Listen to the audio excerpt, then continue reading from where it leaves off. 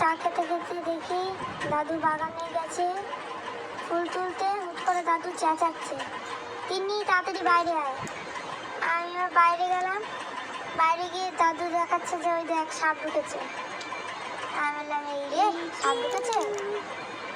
আমি ওর শাবলা মুখে বললাম তাই কী করবো দাদু সাপকে? দাদু বলে না না তোকে দেখালাম, তুই তো ভয় পাস।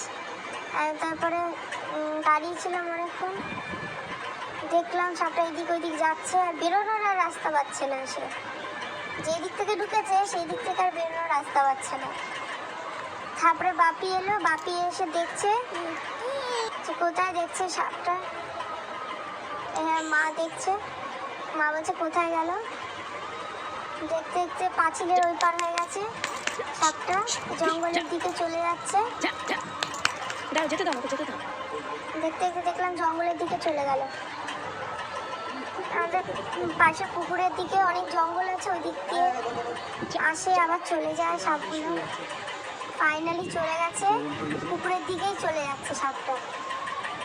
পাশে পুকুর আছে, পুকুরে চলে যাচ্ছে। ঘরে এসে দেখি এই যে চিকু, চিকু ভাবছে যে সবাই ছোটাছুটি করছে কেন। আমার ছেলে বলছে মামা সাপ ঢুকেছে ঘরে। বলছি না না ঘরে ঢুকেনি, বাগানে আছে। বলছি টাটা করে দাও। টাটা করে দিলে একটুখানি, টাটা করে দিল।